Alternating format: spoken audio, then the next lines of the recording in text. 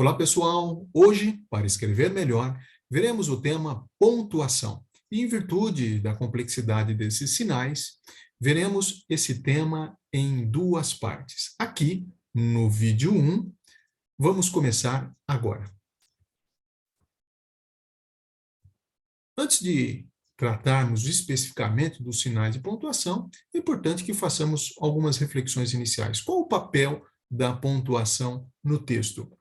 A pontuação auxilia tanto a escrita quanto a leitura, organizando melhor os textos. E a pontuação envolve a estruturação das frases, pode inclusive mudar o sentido e também ajuda na entonação e pausas. Por isso, envolve tanto a escrita quanto a leitura. E lembrando que para escrever bem, é preciso dominar a pontuação, já que os sinais de pontuação, como dito, ele organiza todo o texto. Quais são os sinais de pontuação? Nós temos basicamente esses. Nós poderíamos até acrescentar aqui outros, como colchetes, mas vamos tratar aqui dos principais. Então, quais são? Ponto e vírgula, dois pontos, ponto de interrogação, ponto de exclamação, reticências, aspas, parênteses e travessão. E nesse vídeo, no vídeo 1, na parte 1, trataremos dos 5 primeiros. Ponto e vírgula, dois pontos e ponto de interrogação. Lembrando que algum desses pontos nós teremos vídeos específicos aqui no canal, como, por exemplo, vírgula e ponto e vírgula. Começando com a vírgula. Para que serve a vírgula? Como utilizar a vírgula? A vírgula, numa primeira função, ela serve para separar elementos de uma enumeração. Ora, quando eu vou citar vários itens, então eu coloco entre vírgulas como Joana comprou cama, cadeira, mesa, sapato. Essa seria uma primeira função básica da vírgula. A vírgula também serve para acrescentar explicações. Laura, depois do susto, nunca mais saiu à noite. E aqui, nesse caso, sendo uma intercalação, funcionando como uma explicação, é uma intercalação, vejo que uma forma de comprovar que essa explicação, ou essa intercalação deva ficar entre vírgulas, basta excluir essa expressão. Se eu escrever Laura nunca mais saiu à noite, veja que isso não prejudica, de certa maneira, o sentido. Então, isso comprova que essa intercalação, essa explicação deve ficar entre vírgulas. E prova disso também é que eu posso fazer a inversão, colocar essa explicação no início da frase. E aí, colocando no início, eu também devo colocar a vírgula aqui. Depois do susto, vírgula, Laura nunca mais saiu à noite. A vírgula também serve para separar orações, seja orações subordinadas, seja orações coordenadas. Aqui, no caso, um exemplo de oração coordenada adversativa: José ama doce, mas detesta bala. Então, aqui está separando duas orações coordenadas. E para que possamos dominar o uso da vírgula nas orações, seja coordenadas, seja subordinadas, a melhor forma é de pegar qualquer gramática e ali analisar os tipos de orações, as orações subordinadas e as orações coordenadas. Analisando aqueles tipos, é fácil entender e nunca mais errar o uso das vírgulas nas orações. E, como eu dito, por conta de toda a complexidade da vírgula, nós teremos aqui um vídeo específico tratando, vendo vírgula. O ponto, ou também chamado de ponto final. O ponto final, em linhas gerais, serve para encerrar uma frase ou um período, como o inverno chegou, eu encerro. Ou ainda, eu posso, aqui pensando em duas orações, vejam que o ponto pode encerrar uma para começar a outra, como todos foram embora, ponto. Joaquim ficou. Então, aqui eu posso simplesmente encerrar uma frase ou um período.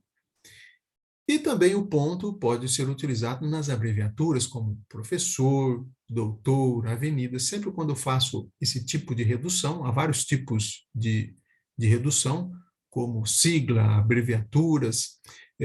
No caso aqui da abreviatura, basta eu colocar um ponto final nessa redução. Ponto e vírgula, nós também temos aqui no canal um vídeo sobre ponto e vírgula, utilizando ponto e vírgula.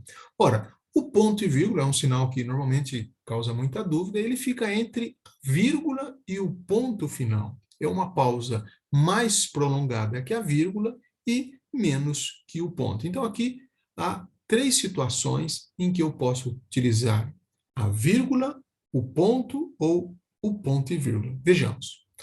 Amanhã é feriado, mas as tarefas continuam. Então, vejam, para que a gente possa entender como o ponto e vírgula fica entre a vírgula e o ponto final. Na prática, às vezes, ele pode funcionar como um ponto final. Vejam que aqui eu posso utilizar também a vírgula. Amanhã é feriado, mas as tarefas continuam. E aqui eu dou uma pausa maior. Amanhã é feriado, mas as tarefas continuam. Então, aqui eu posso utilizar o sinal de pontuação nessa mesma situação, né? Nesses 3 exemplos, vejam que há uma proximidade grande entre a vírgula e o ponto final. Mas, em linhas gerais, eu posso pensar o ponto e vírgula como fazendo o papel do ponto final. Mas nós veremos com mais detalhes.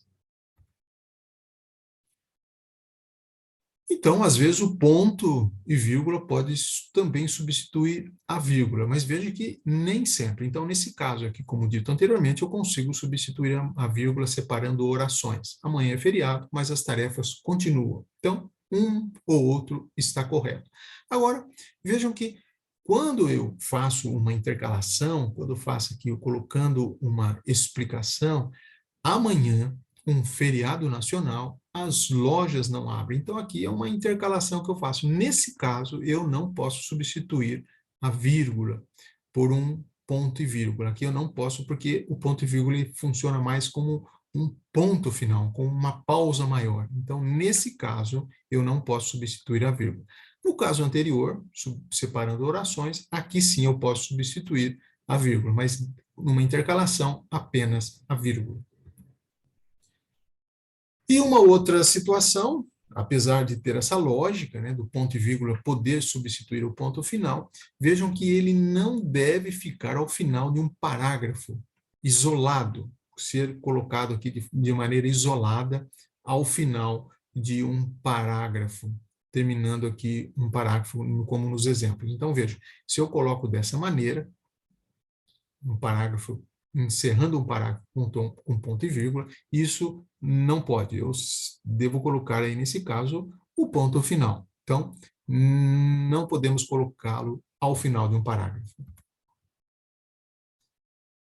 E também um detalhe importante que, após o ponto e vírgula, eu devo continuar com a minúscula. Eu não posso utilizar a maiúscula. Então, nesses 3 casos já citados aqui anteriormente, vejo que quando eu tenho ponto e vírgula, eu continuo com a minúscula.